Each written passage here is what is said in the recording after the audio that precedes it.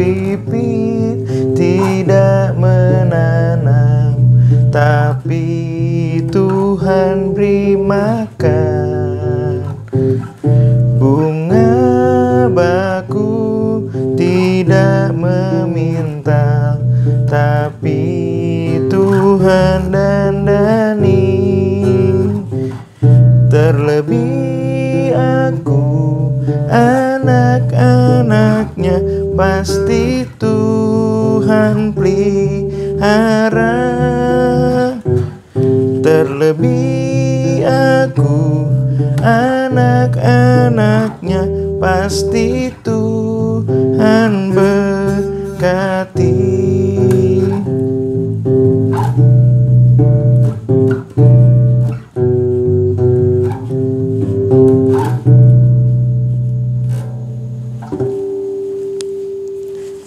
Halo jemaat Tuhan yang dikasihinya, selamat berjumpa kembali dalam Gembala Menyapa bersama dengan Pendeta Duta. Jemaat Tuhan, lagu yang tadi dinyanyikan adalah lagu sekolah minggu sebenarnya. Tetapi lagu ini diambil dari sebuah perumpamaan di mana Yesus hendak menyatakan betapa berharganya kita sebagai orang yang Tuhan cintai, sebagaimana adanya kita. Sehingga dia menggambarkan burung pipit saja yang tidak menanam selalu memperoleh makanan yang tepat bagi kebutuhannya. Bunga bakung yang tidak memintal tetapi ada keindahan yang hadir baginya. Bagaimana dengan kita, manusia yang diciptakan oleh Allah? Kita dicintai Tuhan, bahkan kalau bahasa Kristus dalam Injil, jumlah helai rambut kita pun Tuhan tahu karena Dia mencintai kita. Nah, tetapi bagaimana kalau kita mau memaknai kita sebagai orang-orang yang berharga di hadapan Tuhan? Bagaimana kita menghidupi kesadaran itu? Mari, saya memiliki sebuah video yang sangat menarik menurut saya untuk kita saksikan bersama yang menjadi refleksi kita untuk menghargai dan memaknai keberhargaan itu. Mari kita saksikan videonya.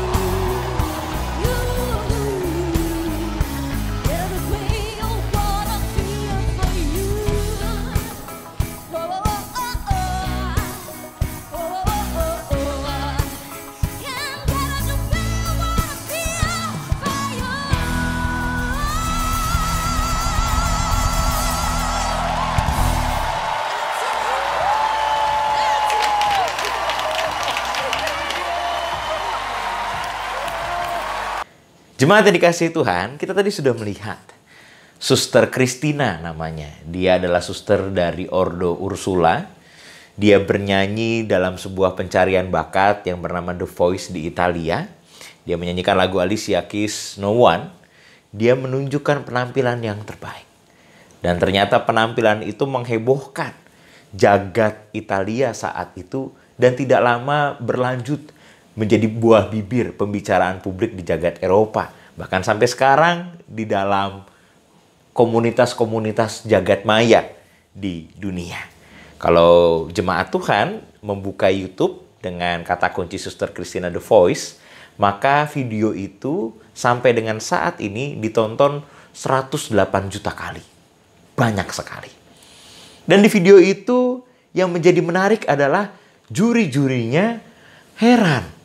Karena bagi mereka, suster, seorang biarawati yang selama ini beraktivitas dalam persekutuan komunitas biara, kok bisa keluar dari biaranya bernyanyi bukan lagu rohani bahkan, dan melakukan gerakan yang begitu rupa menunjukkan penampilan terbaiknya. Dalam beberapa percakapan antara juri masing-masing dengan Suster Christina ditanyakan, apakah engkau masih bernyanyi di gereja setiap hari Minggu? Iya. Ditanyakan apakah engkau sungguh-sungguh seorang suster atau cuman karena penampilan untuk bisa menggait penonton jadi pakai properti semacam suster, dan dia mengatakan bahwa dia benar-benar suster. Dan ada yang menarik, salah satu juri bertanya kepada Suster Christina, apa yang memotivasimu untuk bisa bernyanyi dan menampilkan di The Voice Italia? Dia mengatakan, saya memiliki anugerah dan saya ingin membagikan anugerah itu kepada kalian semua. Ini yang menarik, jemaat Tuhan. Suster Christina memaknai bahwa hidupnya adalah anugerah. Dia memaknai bahwa dirinya adalah berharga. Sehingga dia memberikan keberhargaan itu untuk dinyatakan di dalam sukacita. Sehingga kehidupannya Suster Christina ternyata bisa menghadirkan kegembiraan dan juga anugerah bagi setiap orang yang menyaksikan dan bergaul bersamanya. Yang menarik adalah Suster Christina ini ternyata memenangkan ajang pencarian bakat The Voice 2014 itu, dia juara 1. Tetapi yang menarik adalah dia mengatakan yang saya hadirkan adalah bukan untuk mencari kemenangan, tetapi yang saya hadirkan adalah karya Kristus sendiri di dalam anugerahnya. Jemaat yang dikasihi oleh Tuhan, banyak yang mengatakan bahwa gerakan kekristenan, terkhusus anak-anak muda di Eropa, amat menurun. Tetapi ternyata ada fenomena menarik. Suster Christina menghadirkan sebuah wajah baru terhadap gereja dan kekristenan. Saat itu komunitas gereja menurun di Eropa karena gereja identik dengan sebuah peraturan yang ketat, peraturan yang kaku, sehingga tidak begitu menarik dan orang merasa sangat terbatas. Tetapi dengan hadirnya Suster Christina ini, gereja dikenal dengan lebih ramah. Gereja dikenal, kekristenan dikenal oleh karena cinta dan anugerahnya. Sehingga melalui apa yang Suster Christina lakukan, ternyata makna pengkabaran kabar baik itu terjadi. Pemberitaan kabar baik itu terjadi. Betapa orang-orang mulai mendekatkan diri dan juga mulai memperbaharui pemahamannya tentang kekristenan dan gereja. Nah, sehingga apa yang mau dinyatakan oleh Suster Christina tadi rasanya juga menjadi sebuah kesadaran bagi setiap kita. Hidup kita berharga, bagaikan lagu burung pipit tadi ya, bahwa kita dipelihara oleh Tuhan. Bahkan kalau menurut Injil, seluruh helai rambut kita pun Tuhan tahu. Nah, sehingga sebagaimana yang Efesus pasal 2 ayat 10 dikatakan begini. Karena kita ini buatan Allah, diciptakan dalam Kristus Yesus untuk melakukan pekerjaan baik yang dipersiapkan Allah sebelumnya. Ia mau supaya kita hidup di dalamnya.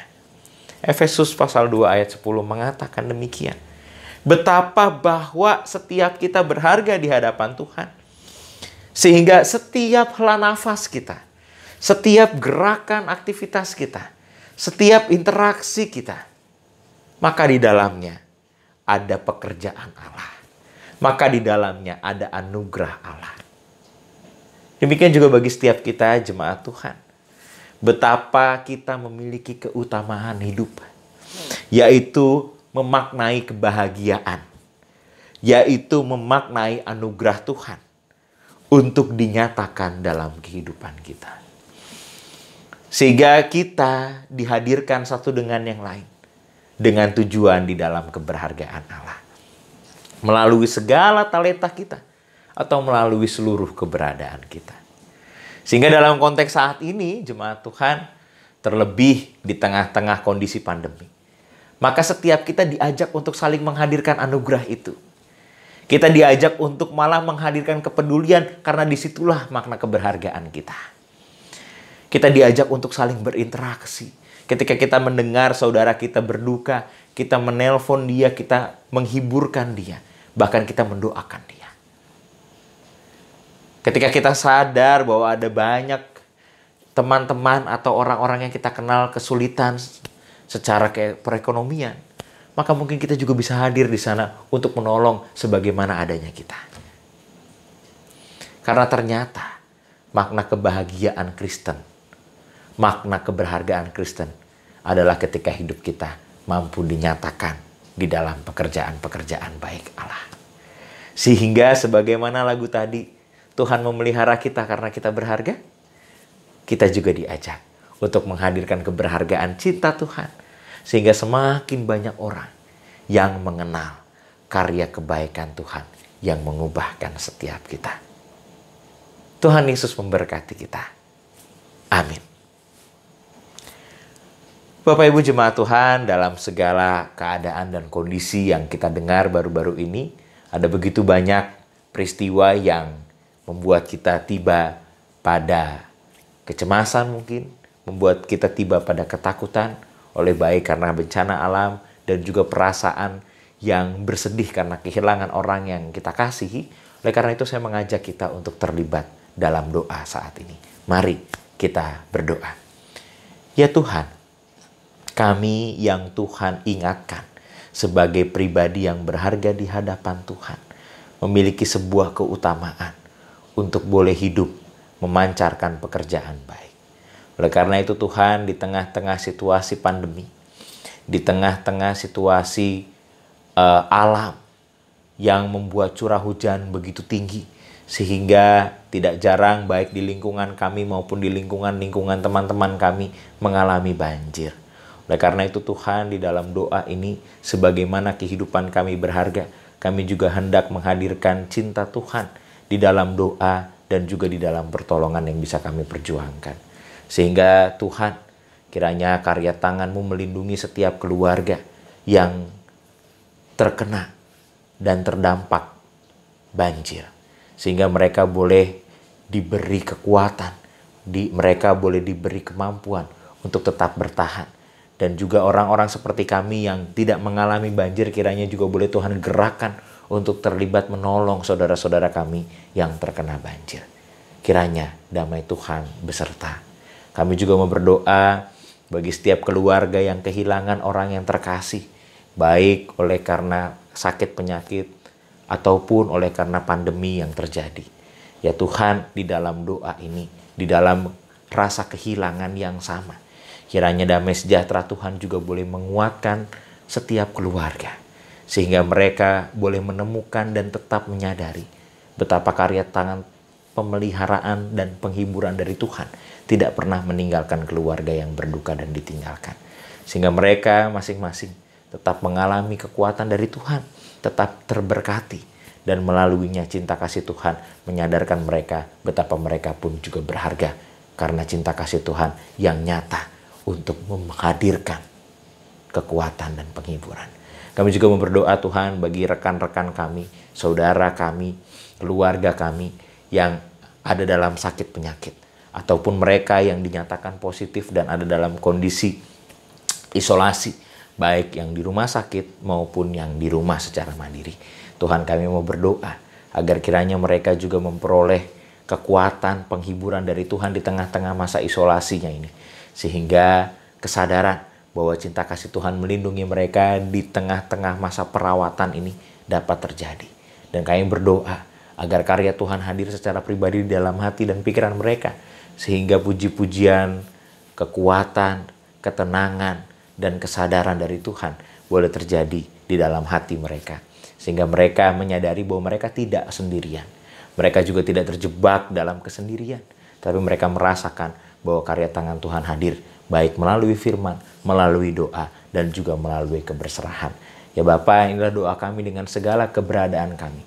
Kiranya Makna keberhargaan itu boleh dinyatakan dalam setiap kehidupan dan doa di dalam Tuhan. Hanya kepada nama Tuhan Yesus Kristus, sumber kekuatan kami telah berdoa. Amin.